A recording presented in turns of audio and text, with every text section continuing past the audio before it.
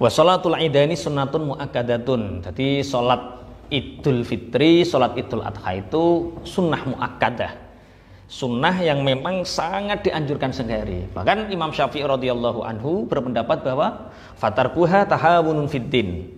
Karena sholat Idul Fitri, Idul Adha ini termasuk syairul Islam, termasuk syiar-syiarnya Islam, maka Imam Syafi'i menganggap bahwa fatarkuha tahawunun fiddin.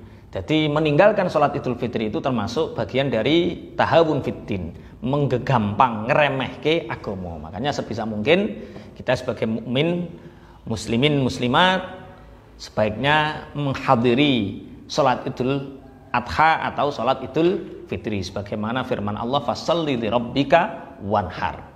Lah, sholat Idul Fitri ini sendiri awal sekali dikerjakan oleh Rasulullah Shallallahu Alaihi Wasallam, yaitu wa awwalu aidi salatil fitri fis sanati ats-tsaniyati minal hijrah. Jadi sama dengan zakat fitrah, Idul Fitri itu pertama kali dilakukan oleh Rasulullah Shallallahu Alaihi Wasallam itu pada tahun kedua Hijriah.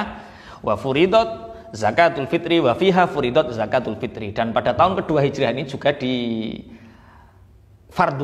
zakat fitrah. Lah, bagaimana kalau kita meninggalkan sholat Idul Fitri yang termasuk syair Islam ini dikatakan tahawun fiddin, gegampang agama? Bagaimana dengan wanita-wanita cantik yang bersolek? Banyak orang mengatakan laisal aid liman labisal jadid. Jadi tidak dikatakan hari raya. Hari raya itu bukan orang yang punya pakaian yang baru. Tapi nek jere Iwan walakan aid liman zaujatuhu tazid. Yaitu bagi orang yang istrinya tambah. Orang ngono lah. Jadi Idul Fitri itu jangan diartikan terus hari raya baju baru, enggak. Tapi justru na'am yukrahu lisyabati al-jamilati wa dhawatil hayati al-huduru. Ya betul, dimakruhkan bagi wanita-wanita yang punya wajah yang cantik. Tidak hanya wajah cantik, wa dhawatil hayah, orang yang punya perilaku untuk mengundang perhatian. Jadi nek mlakui wong lanang wis ora iso ora melengak. Kalau ada wanita yang seperti itu, jangan hadir di sholat Idul Fitri secara berjamaah, tapi kerjakan di rumah.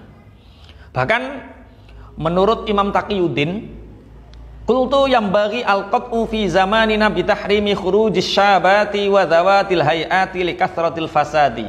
Imam Taqiyuddin mengatakan bahwa pada hari zaman ini, menurut Imam Taqiyuddin, bagiku haram secara pasti wanita-wanita yang cantik, wadawatil hayat, yang punya keadaan mudah diminati laki-laki untuk menghadiri jamaah sholat Idul Fitri atau Idul Adha likathratil fasad, karena memang banyaknya kerusakan. Lah terus bagaimana sholatnya? Bagi wanita-wanita cantik, kerjakan sholat tapi tidak di umum, kerjakan sholat di rumah.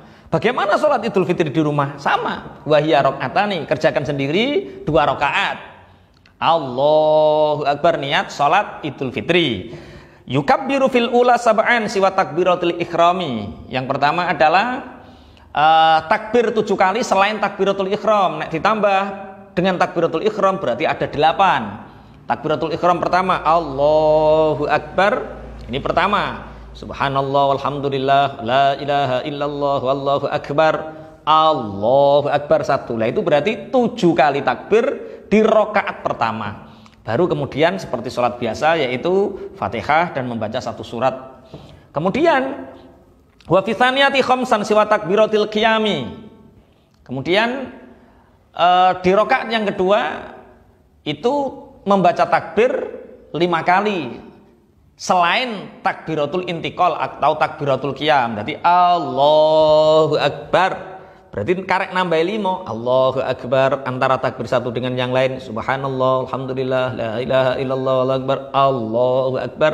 Begitu. Jadi sholat Idul Fitri tidak harus ikut jamaah. Bagi siapa? Bagi wanita-wanita yang punya kecantikan dan wanita-wanita yang mudah menarik perhatian. Berbeda dengan al-ajuz.